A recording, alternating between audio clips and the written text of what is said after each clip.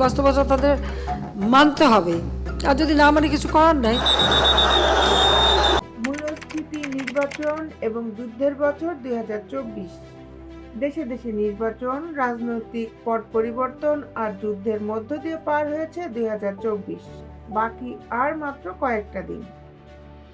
এছাড়া এবছর বেশিরভাগ দেশই উচ্চ মূল্যস্ফীতিতে পড়েছে।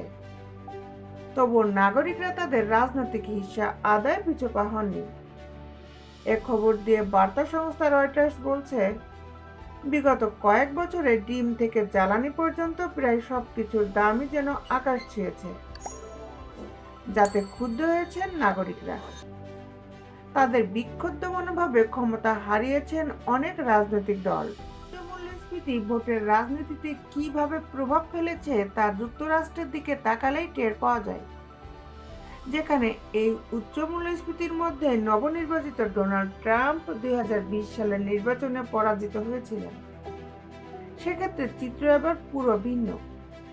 ধারণা করা হচ্ছে মূল্যস্ফীতির কারণে মার্কিন ভোটাররা এবার ডেমোক্রেটিক কমলার পরিবর্তে রিপাবলিকান ট্রাম্পকে বেছে নিয়েছেন।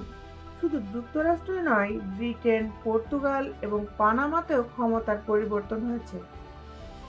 দক্ষিণ কোরিয়ার ভোটাররা পার্লামেন্টে বিরোধী দলকে ক্ষমতায় বসিয়েছে। প্রেসিডেন্ট ইউন সুক ইয়োল ডিসেম্বরের শুরুতেই দেশটিতে সামরিক আইন জারি করেন। তবে বিক্ষোভের মুখে কয়েক ঘন্টার মধ্যে সিদ্ধান্ত থেকে ফিরে আসতে বাধ্য হন তিনি। তবে পৃথিবীর একটি জায়গায় কোনো পরিবর্তন হয়নি বলে উল্লেখ করেছে রয়টার্স। সংবাদ মাধ্যমটি বলছে, ভ্লাদিমির পুতিনের দেশ রাশিয়ার নির্বাচনে কোনো পরিবর্তন হয়নি। এবারও তিনি 88% ভোট পেয়ে প্রেসিডেন্ট নির্বাচিত হয়েছেন। সোভিয়েত পরবর্তী রাশিয়ার এবার রেকর্ড করলেন পুতিন। ইউক্রেনের সঙ্গে সংঘাতের মধ্যেই রাশিয়াতে পুনরায় ক্ষমতায় এসেছেন তিনি। তবে হোয়াইট হাউসে ট্রাম্পের প্রত্যাবর্তনের মস্কোর উপর কেমন প্রভাব পড়বে সেটা এখন দেখার। কেননা তিনি ক্ষমতা গ্রহণের একদিনের মধ্যে যুদ্ধ শেষ করার ঘোষণা দিয়েছেন। এবছর পৃথিবীর আরেকটি অঞ্চলে বেশ যুদ্ধ দেখেছে বিশ্বব্যাপী। গাজায় হামাসের সঙ্গে ইসরায়েলের যুদ্ধ এখনও চলমান। মাঝে যুদ্ধ লেবানন পর্যন্ত বিস্তৃত হয়েছে। ইরান সমর্থিত হিজবুল্লাহকে মারাত্মকভাবে আঘাত করেছে ইসরায়েল। অন্যদিকে সিরিয়াতেও ক্ষমতার পরিবর্তন দেখেছে বিশ্ব। সেখানে বিদ্রোহীদের তোপের মুখে দেশ ছেড়ে পালিয়েছেন বাশার আল আসাদ।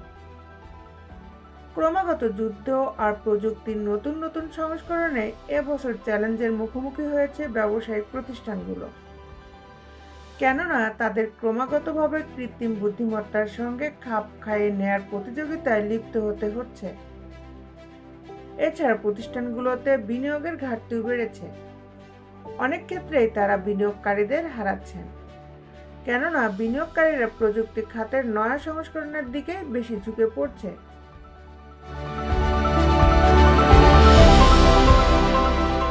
দেশ বিদেশের আপডেট নিউজ পেতে আমাদের সাথেই থাকুন।